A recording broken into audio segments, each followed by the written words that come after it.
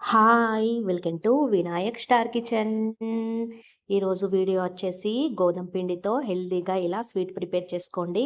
Sweet తినాలనిపించినప్పుడు లేదంటే పిల్లలు ఏదైనా స్వీట్ కావాలని అడిగినప్పుడు 10 నిమిషాల్లో ఈ స్వీట్‌ని అయితే మనం ప్రిపేర్ చేసుకోవచ్చు. ఓన్లీ కప్పు గోధుమ పిండి, బెల్లం ఉంటే చాలు.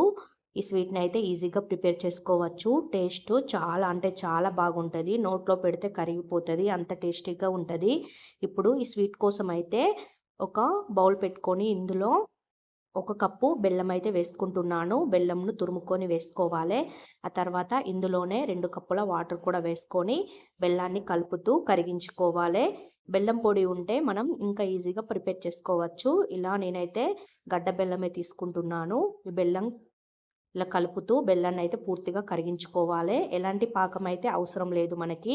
ఓన్లీ బెల్లం కరిగితే సరిపోతది. ఇప్పుడు బెల్లం పూర్తిగా కరిగిపోయింది. ఇలా కరిగిపోయిన బెల్లాన్ని నేనైతే ఇలా ఫిల్టర్ చేసుకుంటున్నాను. బెల్లం పొడి గనక తీసుకున్నట్లయితే ఫిల్టర్ అవసరం లేదు. ఇలా గడ్డ బెల్లం గనక తీసుకున్నట్లయితే చూడండి మనకి ఎంత డస్ట్ ఉన్నదో ఇలా ఫిల్టర్ అయితే చేసుకోవాలి. ఇప్పుడు ఫిల్టర్ చేసుకొని పక్కన పెట్టుకోవాలి. ఇప్పుడు ఒక ప్యాన్ పెట్టుకొని ఇందులో 2 కప్పుల వాటర్‌కి, 1 కప్పు బెల్లానికి, 1 కప్పు గోధుమ పిండి అయితే కరెక్ట్‌గా సరిపోతది. ఇప్పుడు ఈ గోధుమ పిండిని డైరెక్ట్ తీసుకోకుండా నేనైతే ఇలా ఫ్రై చేసుకుంటున్నాను.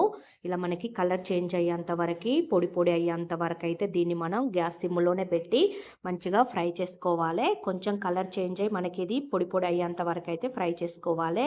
ఇలా మనకి పొడి పొడి అయిన తర్వాత కొంచెం కలరు చేంజ్ అయితది. చేంజ్ అయిన తర్వాత ఇప్పుడు ఇందులో పావు కప్పు నెయ్యి అయితే వేసుకుంటున్నాను. నెయ్యిని కరిగించి వేసుకోవాలి. ఇలా నెయ్యి వేసుకున్న తర్వాత మనం ఈ పిండిని, నెయ్యిని మంచిగా ఇలా మిక్స్ చేసుకోవాలి. నెయ్యి వేసిన వెంటనే మనకి పిండి అనేది ఉండలు కడతది. ఉండలనేటివి లేకుండా మళ్ళీ మనం పొడి పొడి అయ్యేంత వరకి, రవ్వలాగా అయ్యేంత వరకైతే ఇలా కలుపుతూ మనం ఉడికించుకోవాలి. గ్యాస్ అయితే సిమ్‌లోనే పెట్టి ప్రాసెస్ అంతా చేసుకోవాలి. ఫుల్ పెట్టడం వల్ల మనకి మాడిపోతది. చూడండి ఇలా చక్కగా రవ్వలాగా అయిన తర్వాత ఇప్పుడు ఇందులో మనం ప్రిపేర్ చేసి పెట్టుకున్న ఈ బెల్లం సిరప్‌ను కూడా ఇందులో వేసుకోవాలి. ఇలా సిరప్ వేసిన వెంటనే మనకి పిండి ఉండలు కడతది. ఉండలు లేకుండా మంచిగా ఇలా కలుపుతూ బెల్లాన్ని అలాగే పిండిని మంచిగా మిక్స్ చేసుకోవాలి. చూడండి మనకి ఇలా ఉండలాగా అయిపోతది. ఇలా కలుపుతూ మనం దీన్ని ఉడికించుకుంటే ఉండలనేటివి లేకుండా పిండిలో చక్కగా కలిసిపోతది. చూడండి ఇది ప్యాన్ నుండి సెపరేట్ అయ్యేంత వరకి దగ్గర పడేంత వరకైతే ఉడికించుకోవాలి. ఇందులో మీరు కావాలంటే యాలకుల పొడి కూడా వేసుకోవచ్చు. నేనేం వేయటం లేదు. డైరెక్ట్ బెల్లము, గోధుమ పిండితోనే ప్రిపేర్ చేసుకుంటున్నాను. మీరు కావాలంటే గోధుమ పిండిని డైరెక్ట్ కూడా వేసుకోవచ్చు.